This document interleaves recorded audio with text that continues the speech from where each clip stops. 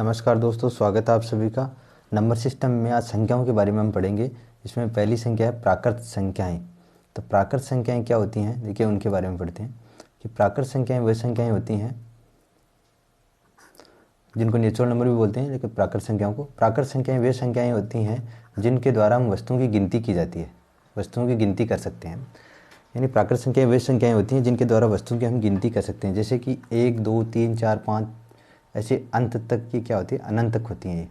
यहाँ पर हम अनंत लिख सकते हैं, एन की जगह अनंत तक होती हैं। जितना आप सोच सकते हैं उतना वहाँ तक होती है, लेकिन ये 0 से स्टार्ट नहीं होती हैं, ये 1 से स्टार्ट होती हैं। प्राकृत संख्याएं 1 से स्टार्ट होती हैं, 1 से शुरू होती हैं और अनंत तक होती हैं। नंबर लाइन पर ये 1 से शुरू होती हैं, यानी 0 से ना होकर के 1 से शुरू होती हैं ये, और इधर प्लस की तरफ बढ़ती जाती हैं।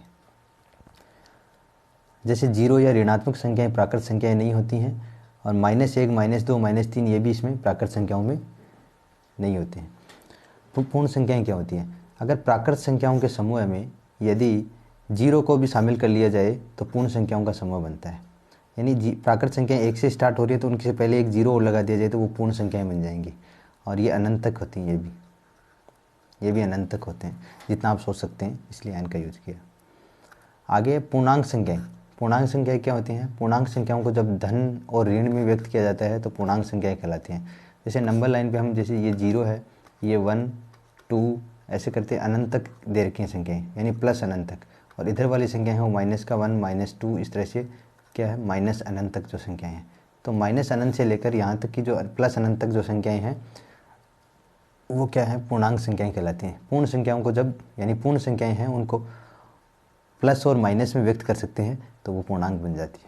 सम संख्या कौन सी होती है? वे संख्याएं जो 2 से पूर्णतः विभाजित होती हैं वे सम संख्याएं कहलाती हैं। जैसे 2 4 6 8 10 और ये अनंत तक होती हैं ये भी।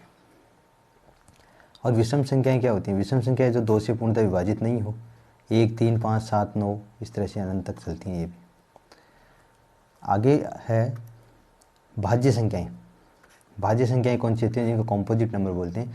वे संख्याएं हैं, वे संख्याएं जो किसी संख्या से पूर्णतः विभाजित हो उसे बोलते हैं स्वयं और 1 के अलावा, यानी स्वयं और 1 के अलावा भी किसी संख्या से विभाजित होती है, उनको भाज्य संख्या बोलते हैं। जैसे 4 1 से भी विभाजित है और 4 4 से भी विभाजित है, लेकिन इसके अलावा 2 से भी विभाजित है, इसलिए ये कौन सा नंबर है? कॉम्पोजिट नंबर है। जैसे 6 8 9 12 14 ये सब किसी और नंबर से भी विभाजित हैं, स्वयं और 1 के अलावा भी किसी नंबर से विभाजित हैं। अभाज्य संख्या क्या होती है? अभाज्य संख्याएं वे संख्याएं होती है जो स्वयं और 1 के अलावा किसी अन्य संख्या से विभाजित न हो, किसी अन्य संख्या से पूर्णतः विभाजित न हो। जैसे 2 या तो 1 से विभाजित होता है या खुद से विभाजित होता है। और इसमें एक क्वेश्चन एक ये भी आता है कि सम संख्या, ऐसी सम संख्या कौन सी है जो अभाज्य है? तो ऐसी सम संख्या 2 है जो अभाज्य भी है और सम भी है। ऐसी संख्या जो सम और अभाज्य दोनों है वो 2 होगी। 3 भी 1 और 3 से ही विभाजित है, इसके अलावा किसी और नंबर से विभाजित नहीं है। 5 7 11 13 इनको बोलते हैं, वैसे इंग्लिश में इसको प्राइम नंबर बोलते हैं। सहअभाज्य संख्याएं। सहअभाज्य संख्याएं का मतलब होता है वे संख्याएं जिनका महत्व है 1 हो। जैसे पेयर में देखें 2 और 3, 2 और 3 में कॉमन क्या आ रहा है? 1 आ रहा है, यानी 2 और 3 दोनों किसी एक ही नंबर से 1 से डिवाइड हो सकते हैं और बाकी किसी और नंबर से डिवाइड नहीं हो सकते दोनों, यानी दोनों में कॉमन एक ही आएगा, या HCF या MSF है, इनका एक ही होगा। 4 और 7 देख लो, 8 और 15 में भी यही है कि उनका MSF 1 है, यानी 1 से ही दोनों संख्याएं डिवाइड हो सकती है, बाकी दूसरे से नहीं। जैसे 8 को हम 1 से डिवाइड कर सकते हैं और 15 को भी 1 से डिवाइड कर सकते हैं, लेकिन ऐसी और कोई संख्या नहीं है जो दोनों को डिवाइड करे। इस तरह से वो सहअभाज्य संख्याएं होती हैं। अगली संख्याएं हैं परिमेय संख्याएं। परिमेय संख्याएं वे संख्याएं होती हैं जिनको P/Q के रूप में लिखा जा सकता है, यानी जिसको भिन्न के रूप में लिखा जा सकता है, लेकिन उसमें यह होता है कि P और Q दोनों पूर्णांक होते हैं और Q का मान 0 नहीं होना चाहिए। जैसे आपने P/Q लिखा तो Q का मान क्या नहीं होना चाहिए? 0 नहीं होना चाहिए। तो P/Q में इसका Q का मान 0 नहीं होगा तो वो 4/5 4/12 4/1 5 इनको सबको बोला जाए, ये भिन्न होंगी। जैसे यहाँ पे 4/5 लिखा हमने, फिर जैसे 5 लिखा तो 5 के बट्टा में हम 1 लगा सकते हैं, तो ये भी क्या एक भिन्न है।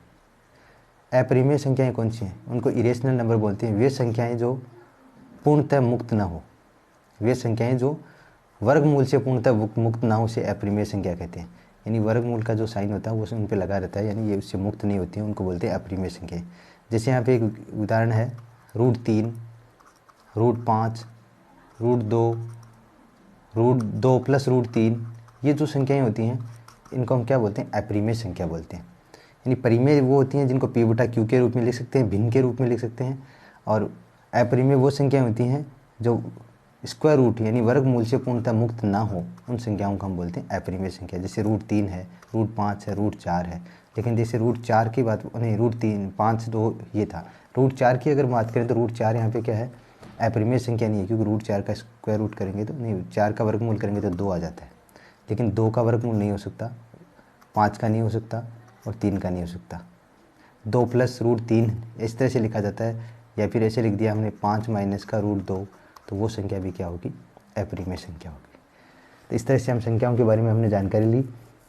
अब तक के लिए बाय, थैंक यू।